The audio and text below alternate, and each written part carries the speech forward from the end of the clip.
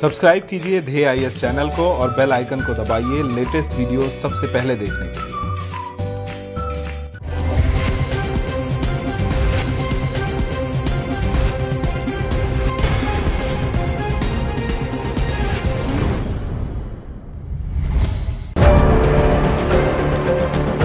हाल ही में पिछले करीब एक महीने के दौरान अमेरिका में स्थित दुनिया के सबसे खतरनाक ज्वालामुखी में शुमार येलोस्टोन में भूकंप के 105 झटके महसूस किए गए हैं।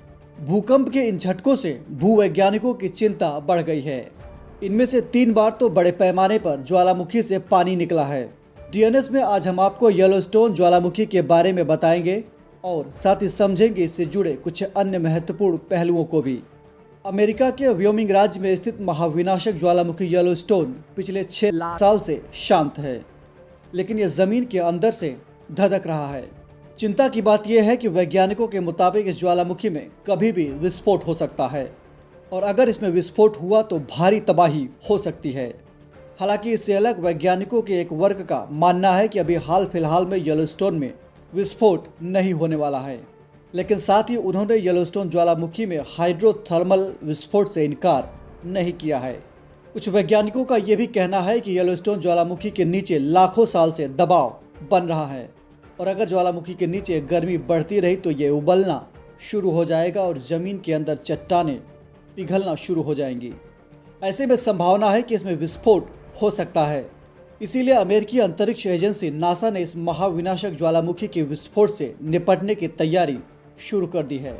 गौरतलब है कि लगभग 13,000 साल पहले ऐसा ही एक धमाका इस ज्वालामुखी के पास हुआ था, जिस वजह से यहाँ 2.5 किलोमीटर चौड़ी खाई बन गई थी। नासा की योजना है कि अगर इस ज्वालामुखी में जब भी तापमान बढ़े तो उसे ठंडा कर दिया जाए।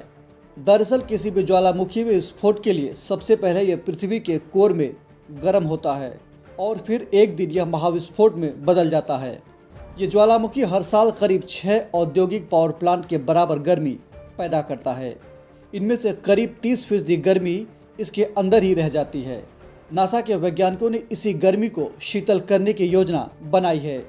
इस योजना के तहत येलोस्टोन के आसपास पृथ्वी की सतह से तकरीबन 10 किलोमीटर नीचे तक के कई कुएं खोदे जाएंगे। इन कुओं के जरिए ठंडा पानी अंदर डाला जाएगा ताकि मैग्मा के चैम्बर के पास मौजूदा चट्टानों को ठंडा किया जा सके। ये बिल्कुल वैसा ही होगा जैसे कार के इंजन को ठंडा करने के लिए हम उसमें पानी या कूलेंट डालते हैं। इससे एक और फ़ायदा यह भी होगा कि जो पानी अंदर डाला जाएगा वह 340 डिग्री सेल्सियस तक गर्म हो जाएगा और इससे इलेक्ट्रिक जनरेटर चलाया जा सकेगा और इस तरह बिजली का भी निर्माण संभव हो सकता है। ज्वालामुखी के बारे में आपको बताएं तो यह पृथ्वी में एक ऐसा छेद होता है जिससे लावा, राख, गैस तथा जलवाष्प आदि बाहर निकलते हैं।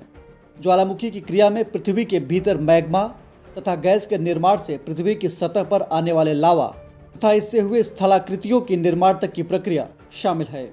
मैग्मा में सिलिका की मात्रा के आधार पर ज्वालामुखी की विस्फोटकता तय होती है, यानी जब सिलिका की मात्रा कम रहती है तो आमतौर पर विस्फोट कम होता है, वहीं सिलिका की अधिक मात्रा में विस्फोट ज़्यादा होता है।